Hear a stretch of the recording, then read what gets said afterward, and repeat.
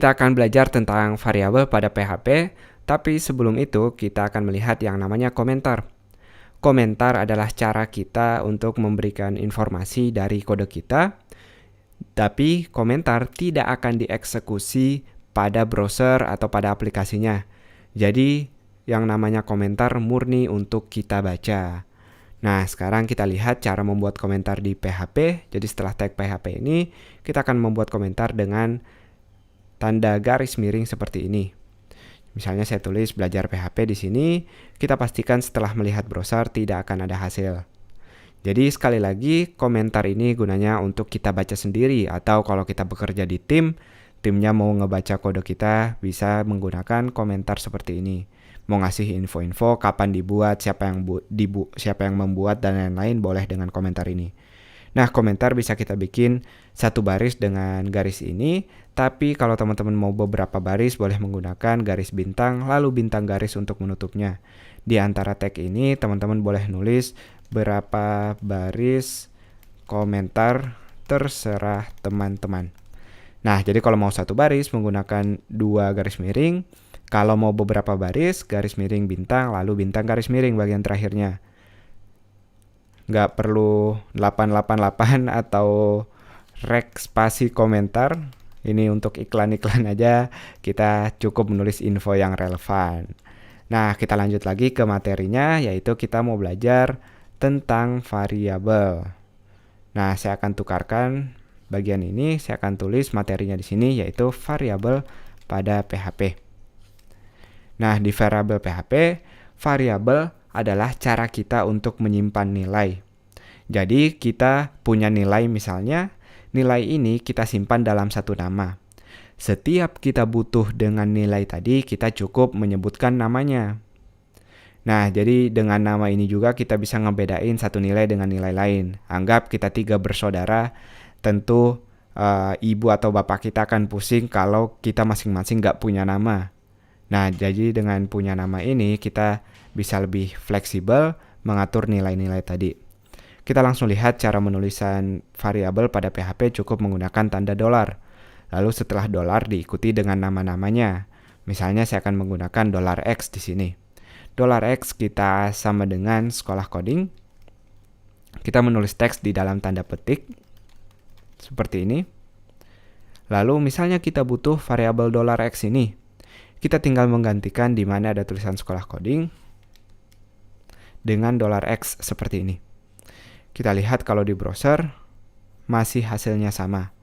Pastikan kalau kita ganti nilainya di bagian $X ini, kita melihat hasilnya juga di browser.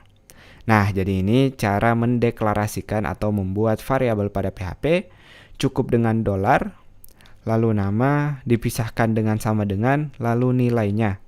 Sekali lagi pastikan ditutup dengan titik koma seperti ini. Nah, selain penulisan seperti ini ada satu penulisan lagi. Kita juga boleh nulis si variabel ini dengan cara seperti ini, memisahkannya. Tanda petiknya kita tutup, lalu tanda titik untuk menggabungkannya. Kita tulis $X di sini. Lalu tanda titik lagi kita tambah lagi dengan titik 2 untuk menggabungkannya. Nah, jadi ini dia tanda petik khusus untuk halo. Lalu si $X ini kita sambungkan dengan bintang sebelum, titik sebelum dan titik sesudah. Lalu tanda kutip lagi untuk break-nya atau teks lain. Kita masih bisa lihat hasil yang sama. Tentu kalau kita tambahkan di sini echo member. Dan teman-teman lihat tidak ada jarak antara halo dan sekolah coding. Jadi teman-teman bisa nambahin spasi di sini kalau mau melihat jarak. Itu dia cara kita membuat variabel. Variabel nggak terbatas pada huruf, kita juga bisa nulis angka atau teks.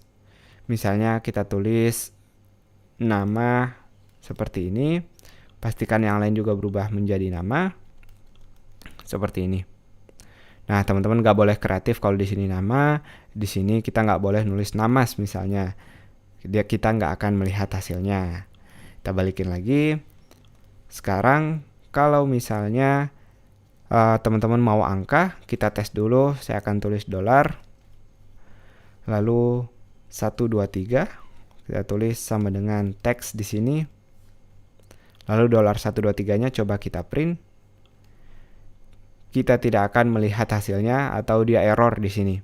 Kenapa? Karena kita nggak boleh nulis nama variabel dimulai dengan angka.